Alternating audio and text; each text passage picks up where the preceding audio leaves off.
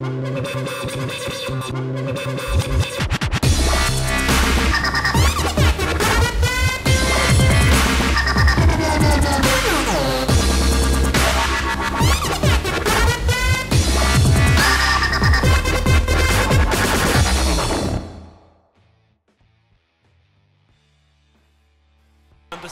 kā tabulas izskatā ir atšķirīgās pozīcijās, bet hokejs vienmēr no 0-0 sākās.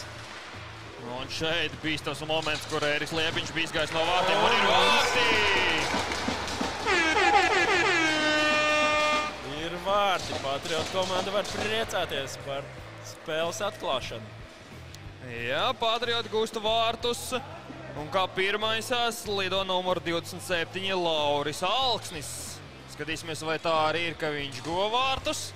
Ja tā, tad viņam atgriešanās spēlē pēc neliela savainojuma ir patīkams notikums, un viņš jau ir guvis vārtus. 76 metri līdz ar pašu stabiņu. Un šeit Banders raujās uz priekšu mazākumā. Banders izpilda metienu. Vārtsargs ļoti labi nolas. Pareizi augstumā noliek cindu un izskatījās viegli tvēriet. Šeit jau centrā Rītvars Zēberts Lēnieks iegūst rību, bet viņam to atņem. Atņem Zēberīts. Metiens vārtī! Vārtī! Vārtsargam atcitās pret Nūju. Nenokontrolē un vārtī. Redz, vārtsargi ir ļoti līdzīgi pēc statistikām. Ērikam Liepiņam 88% un Ojām Čeksterim 89%. Jā. Jā, Pingvīni izmanto otro vairākumu un izlīdzina spēles rezultātu 1-1. Vārtus guva Pingvīni rindās numur 90 Tancis Ozoliņš, kuram šī ir pirmie vārti šo sezonu. Varēja uztvert piespēli. Un Eglīts iesa metienu. Jā, un ir metiens un ir vārti! Pingvīni izvirzā savu vadībā. Šeku reku, 7. metiens, 2. vārti. 7. metiens spēlē un 2. vārti. Jā, un vārtus Pingvīnu komandā guva numur 10 Kristaps Eglītis. Rezultatīvākai. 9. vārti viņam. Jā, 9. vārti, 3 piespēles, jau 12 par ripas kontroli kā tādu.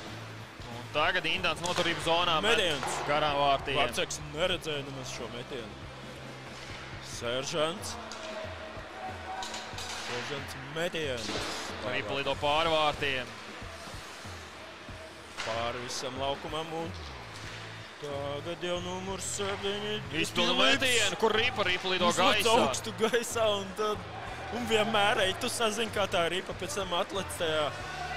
Šeit jaunais Gustavs skriens priekšā un gūst vārtus. Saucamais coast no vārtiem saviem līdz vārtiem pretinieku un ir vārti. Gustavs Švinka numur 6 izlīdzina spēles rezultātu 2-2. Iepriekš pieminējām viņa ātrumu un jaunību, tad viņš arī to šobrīd apliecināja. Lūk, arī bija no stāvus pozīcijas burtiski pa 11 uzvarējuši un 8 Pingvīni uzvarēt iemetienu. Tas ir kaut kā ļoti liela atšķirība tāda vispār starp metieniem. Šeit Savickim bija lieliski iespēja gūt vārtus, tas viņam neizdevās, nepārspēja Liepiņu, turpinās cīņa pie Pingvīnu vārtiem, tur jau ir visi spēlētāji gandrīz. Es tā klausījos un domāju tā, vai tas ir vājš izpildījums tajā periodā. Izskatās, ka gan iemet daudz, gan ielaiž daudz. Un Patrioti gūst vārtus. Otrajā periodā. 2. vārti 2. periodā.